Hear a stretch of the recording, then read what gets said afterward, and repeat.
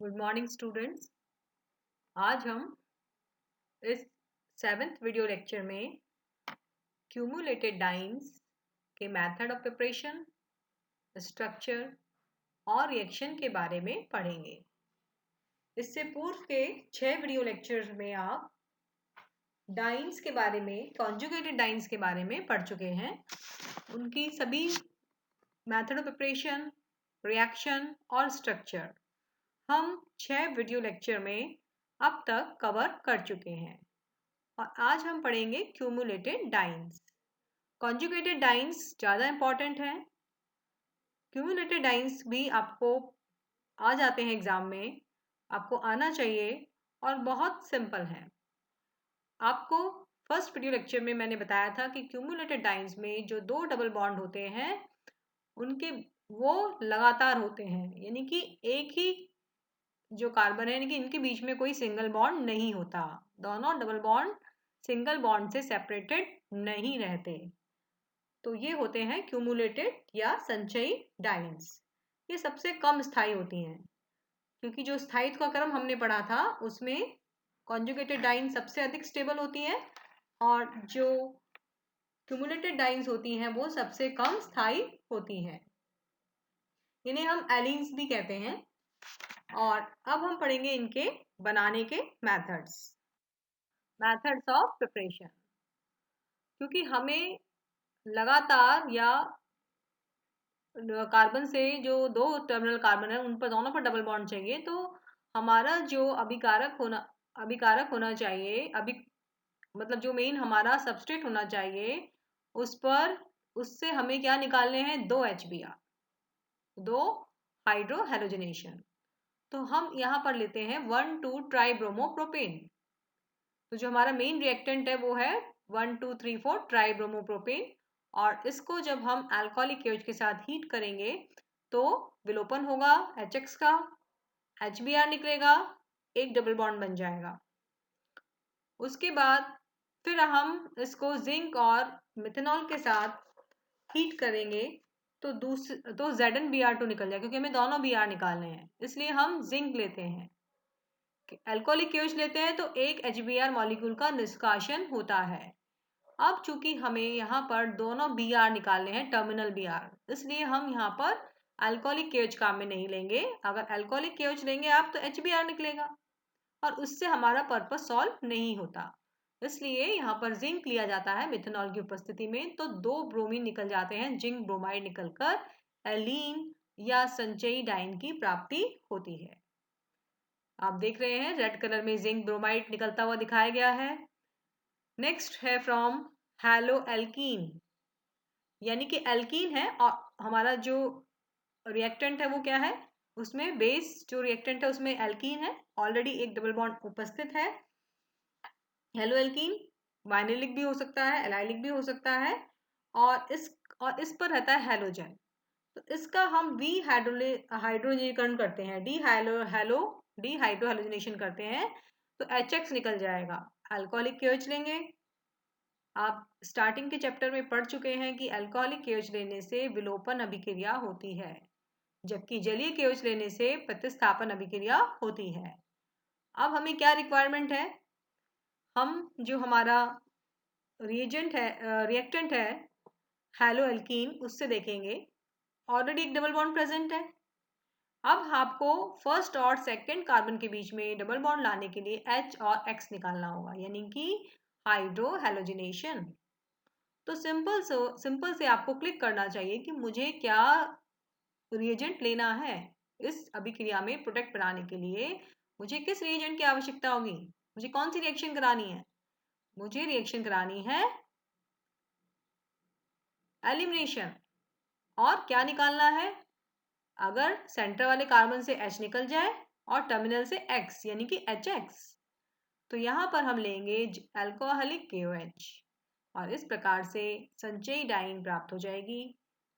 Halogen first carbon पर भी ले सकते हैं और सेकंड पर भी। नेक्स्ट मेथड है फ्रॉम टर्मिनल एल्काइन। ये तो हमने लिया था एल्कीन से, हेलो एल्कीन से बनाया था, और अगर हमारे पास टर्मिनल एल्काइन हो तो उसको भी हम जलीय KOH के साथ अभिक्रिया करेंगे तो उसमें से पुनर्विन्यास हो जाएगा और उसके फलस्वरूप एलीन प्राप्त होगी। यहाँ पर कुछ निकल नहीं रहा है, ये जो अभिक्रिया है ये क्या है, पुनर्विन्यास। CH3 से एक H रीअरेंज हो जाता है, डबल बॉन्ड रीअरेंज हो जाता है और प्राप्ति होती है एलीन की। ये स्पेशल रिएक्शन है, this is very important reaction. Fourth method is from एल्कीनाइंस।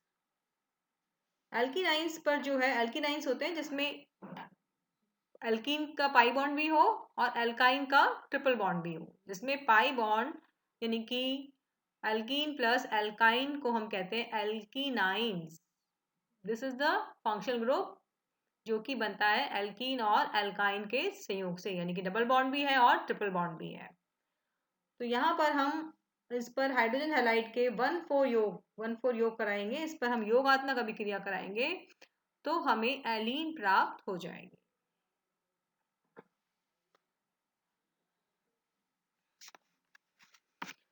Next method है फ्रॉम डाईहेलोसाइक्लोप्रोपेन।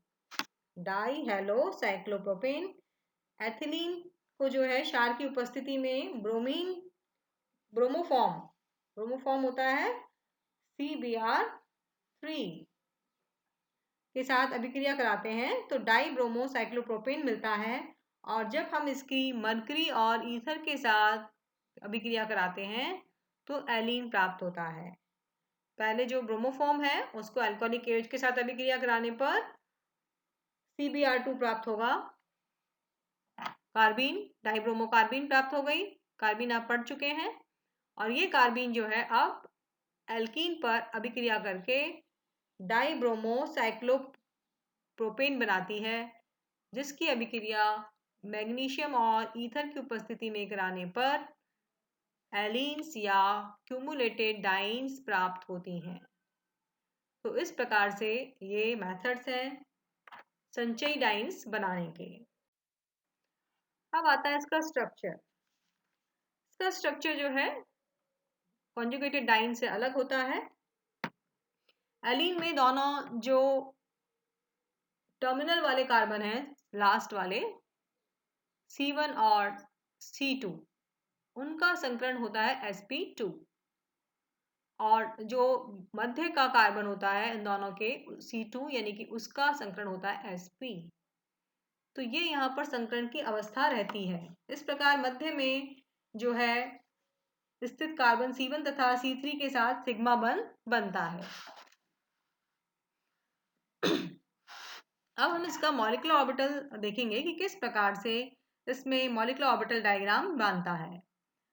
C2 पर जो है, क्योंकि C कार्बन जो है मध्य वाला कार्बन है sp हाइब्रिडाइज, तो इसके पास दो असंकृत p कक्षक बचते हैं, आपको दिखाए गए हैं नीचे चित्र के अंदर। मध्य वाले कार्बन के पास दो अनहाइब्रिडाइज p ऑर्बिटल हैं और साइड्स टर्मिनल वालों के पास एक एक असंकृत p कक्षक उपस्थित है। तो अब इनमें क्या होता है कि जो C2 वाला कार्बन है वो अपने पास वाले sp2 संकृत कार्बन C1 के असंकृत p कक्षक के साथ समपार्श्विक अतिव्यापन करके C1 और C2 के मध्य पाई बॉन्ड बनाता है। इसी प्रकार C2 पर उपस्थित दूसरा अनहाइब्रिडाइज्ड p कक्षक C3 के अनहाइब्रिडाइज्ड p कक्षक के समपार्श्विक अतिव्यापन द्वारा C2 और C3 के मध्य पाई बॉन्ड बनाता है। इस प्रकार से C1 C2 और C2 C3 के बीच में पाई बॉन्ड का निर्माण होता है। किंतु ये दोनों जो पाई बॉन्ड हैं ये एक तल में नहीं होते। HC1H समूह का तल HC3H समूह के तल के लंबवत होता है। आप देख रहे हैं नीचे नीचे डायग्राम में, थर्ड डायग्राम में जो C1 और HC1H का जो तल है वो आपको एक बॉक्स में दिखाया हुआ है स्क्वायर में, और जो C3 और H का तल है वो आपको टिल्टेड बॉक्स में दिखाया गया है। इसका मतलब ये है कि दोनों का जो तल होता है वो एक दूसरे के लंबवत है, एक तल में नहीं होते। इसीलिए ये ज्यामितीय समानता दिखाते हैं अगर कार्बन पर, टर्मिनल कार्बन पर दो अलग अलग प्रकार के प्रतिस्थापित समूह लगे हों। तो ये है इसका स्ट्रक्चर। तो इससे अणु में तनाव उत्पन्न हो जाता है क्योंकि दोनों जो तल है एक दूसरे के लंबवत है और इसलिए ये अस्थायी होता है, इसका स्थायित्व कम होता है। अब आते हैं इसके रिएक्शंस। पाई इलेक्ट्रॉन होने के कारण ये इसमें भी योगात्मक अभिक्रिया होंगी। इलेक्ट्रोफाइल का योग होगा क्योंकि पाई इलेक्ट्रॉन इलेक्ट्रॉन दे सकते हैं, इसलिए ये न्यूक्लियोफाइल की तरह एक्ट करेंगे और इलेक्ट्रोफाइलिक एडिशन रिएक्शंस होंगे। तो बिल्कुल वैसे ही हैं जैसे एल्कीन में होते हैं, कुछ नया नहीं है। हाइड्रोजन हैलाइड का योग मार्कोनिफ के नियम के अनुसार ही आपको HX का योग करना है। जिस यहाँ की सेंटर वाले कार्बन पर जो कार्बन है उस पर हाइड्रोजन की संख्या कम है तो ऋण भाग HCl का मध्य वाले C2 कार्बन पर जाएगा और धन भाग फर्स्ट कार्बन पर। ब्रोमीन का योग एक ब्रोमीन ऐड हो गया क्योंकि ब्रोमीन किसी पर भी आप ऐड कर सकते हैं, सिमेट्रिकल है ब्रोमीन का एडिशन। फिर दोबारा Br का करेंगे तो एक और Br ऐड हो जाएगा। इस प्रकार से दूसरे अणु का योग भी हो जाएगा, लेकिन वो मुश्किल से होता है। हाइड्रेशन, एलीन पर अम्ल उत्प्रेरक की उपस्थिति में जल के योग से एसीटोन प्राप्त होता है। जल का योग हो जाता है और एसीटोन की प्राप्ति होती है। उत्प्रेरकीय हाइड्रोजन, एलीन भी जो है धातु उत्प्रेरक पैलेडियम या रैने निकल की उपस्थिति में हाइड्रोजन के दो मॉलिक्यूल का दोनों डबल बॉन्ड पर योग होकर एल्केन प्रोपेन प्राप्त होता है। और ओजोनलिसिस जो कि एक मुख्य अभिक्रिया है एल्कीन की, क्योंकि यहाँ पर दो पाई बॉन्ड है और लगातार है तो इसलिए दो ओजोन मॉलिक्यूल का एडिशन हो जाएगा। आप चित्र में देख रहे हैं रेड से आपको ओजोन दिखाया हुआ है और फिर इसको हम जिंक और जल की उपस्थिति में हाइड्रोलिसिस करते हैं तो बॉन्ड क्लीव हो जाता है ऑक्सीजन ऑक्सीजन के बीच का और इस प्रकार से एसीटोन प्राप्त होता है और कार्बन डाइऑक्साइड। तो इस प्रकार से हम इजीली देख सकते हैं, समझ सकते हैं कि किस प्रकार से ओजोनलिसिस से एसीटोन प्राप्त होता है। इसके अलावा एक और इसकी जो इम्पोर्टेंट रिएक्शन है वो है पुनर्विन्यास।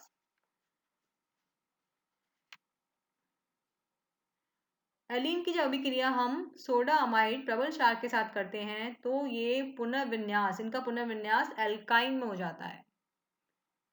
अभी हमने इससे पहले एल्काइन से एलीन बनाने का मेथड पढ़ा था जिसमें कि हमने एल्काइंस को जलीय केवच के साथ अभिक्रिया कराने पर हमने देखा था पुनर्विन्यास होकर क्या बन जाती है एलीन्स। ये उसका विपरीत है। यहाँ पर आप स्ट्रॉन्ग बेस ले रहे हो, NaNH2 ले रहे हो तो पुनर्विन्यास होकर क्या बन गया एल्काइन। तो ये एक इंपॉर्टेंट रिएक्शन है रीअरेंजमेंट जो आप अलग है। बाकी ओजोनलिसिस है, उत्प्रेरकीय हाइड्रोजनीकरण है या हाइड्रोजन हैलाइड का योग है या हैलोजन का योग है, सभी एल्कीन के समान है तो इसलिए बहुत सिंपल है। तो ये आज हमने पढ़ा सारा क्यूमुलेटेड डाइन्स के बारे में, बनाने के मेथड्स, प्रॉपर्टीज और स्ट्रक्चर। आज के लिए इतना ही। कल हम आइसोलेटेड डाइन्स के बारे में पढ़ेंगे। तो आप इसे अच्छे से पढ़ लीजिए, रिवाइज कर लीजिए और समझ लीजिए। Thank you.